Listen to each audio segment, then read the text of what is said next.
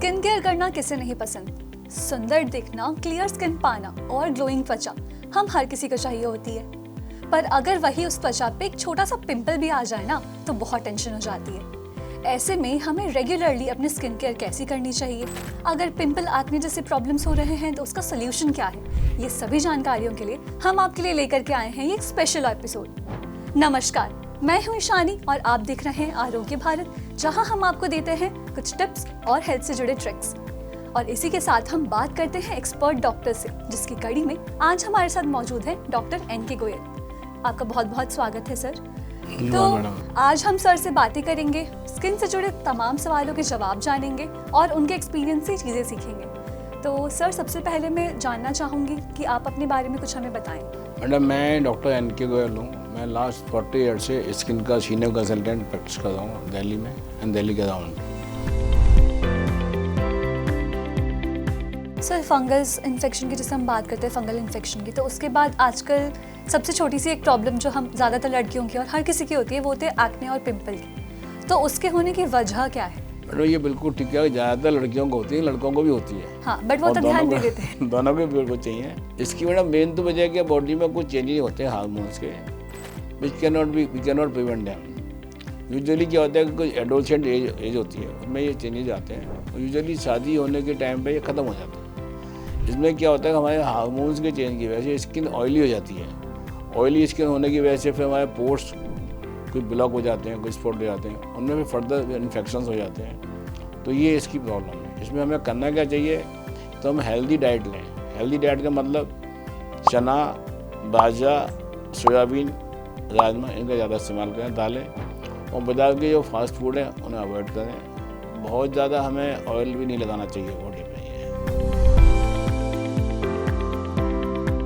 Sir, आजकल अगर आप देखें, मैं ज़्यादातर लड़कियों में अगेन मैं बोलूँगी, फेस वॉश से लेकर के serum, toner, then sunscreen, cream, moisturiser, मुझे नहीं पता कि कितनी चीज़ें हैं और आगे। तो इसको हम मानते हैं कि नहीं, ये तो एसेंशियल हो गई है आजकल। तो इसका कितना इफेक्ट पड़ता है हमारी स्किन पे और वो कितना ज़रूरी है? मैडम, मुझे एक चीज़ बताइए, आपने अपनी एज में कोई नया अनाज देखा है? नहीं। जो अनाज 40-50 साल मैंने भी नहीं देखा। मैं ये 65 की हो गई, मैंने भी कोई नया अनाज नहीं देखा। जो अनाज पहले चले आ रहे थे वही अनाज भी चले आ रहे हैं। लेकिन बाजार में कितने आइटम्स आ गए, आप देखिए ना। बेसिक हम कोई चीज़ बनाते हैं उसका ओरिजिन तो है सीड्स ही है ना। मस्टर्ड सीड, ये सीड, ऑयल, फ्लैक्स सीड, उन्हीं से ऑयल निकलता है ना। बाकी बाजार ने अपने लोगों ने अपने हिसाब से ये बना दी, अपने मार्केटिंग कर रहे हैं वो लोग।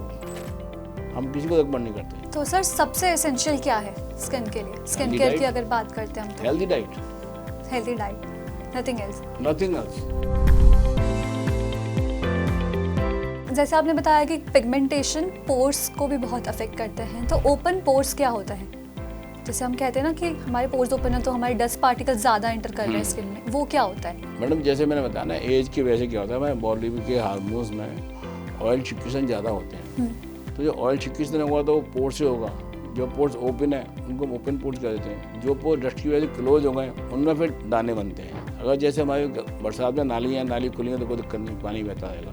पोर्स ओपन है तो कोई दिक्कत नहीं। अगर पोर्स क्लोज हो गए डस्ट पार्टिकल की वजह से तो फिर उनमें दाने बनते हैं, उन्हीं में इन्फेक्शन होता है। इसीलिए हमें करना क्या चाहिए, हम जैसे उस एज में बॉडी को किसी भी सिंपल सोप से वॉश करें और ढंग से बॉडी को रब कर लें, इससे वो डस्ट पार्टिकल है तो निकल जाए और पोर्स ओपन हो जाए। तो ओपन पोर्स होंगे तो फिर उसका खतरा भी तो बढ़ेगा ना सर। अगर हम फेस वॉश कर रहे हैं, स्क्रब कर रहे हैं और हम बाहर जा रहे हैं तो हम वापस से डस्ट पार्टिकल्स के सामने तो जा ही रहे हैं, तो उसके लिए हम क्या कर सकते हैं? पोर्स तो आपको ओपन करना ही पड़ेगा ना। तो रेगुलर ट्रीटमेंट। आपका जो ऑयल सिक्रीशन हो रहा है वो कहाँ से निकलेगा? ये बेसिकली एक्ने होता ही क्या है, जो बॉडी में जो हार्मोन्स की वजह से ऑयल का सिक्रीशन हो रहा है ना, वो निकलना बंद हो जाता है, पोर्स क्लोज हो जाते हैं, तब वो दाना बनता है। अगर पोर्स ओपन रहेगा तो कोई बात ही नहीं होगी, वो दाने होंगे ही नहीं। सर, जैसे हम स्किन केयर की बात करें, साथ में और मेजर कंसर्न्स की अगर हम तरफ जाएं तो वो है हेयर फॉल और डैंड्रफ। तो उसके क्या रीजंस हैं आज के टाइम पे?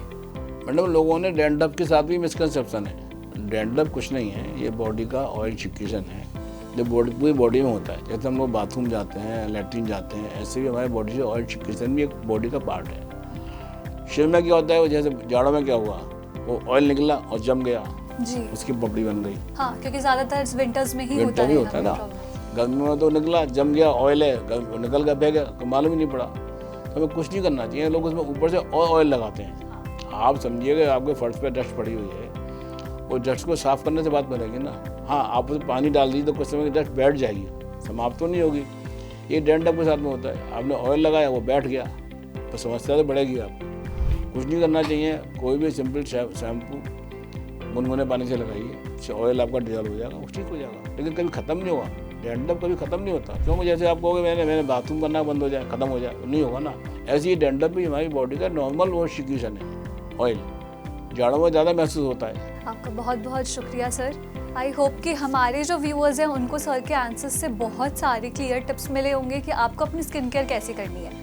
ऐसे ही अगर आपको कोई सवाल हो जो आप चाहते हैं कि हम अपने डॉक्टर से, एक्सपर्ट से पूछें, या आप सवाल करना चाहते हैं तो आप हमें कमेंट बॉक्स में ज़रूर लिख सकते हैं। हम आपकी तरफ से डॉक्टर से बात भी करेंगे और आपको जवाब भी देंगे। तो ऐसे ही टिप्स एंड ट्रिक्स के लिए और एक्सपर्ट टॉक के लिए देखते रहिए आरोग्य भारत।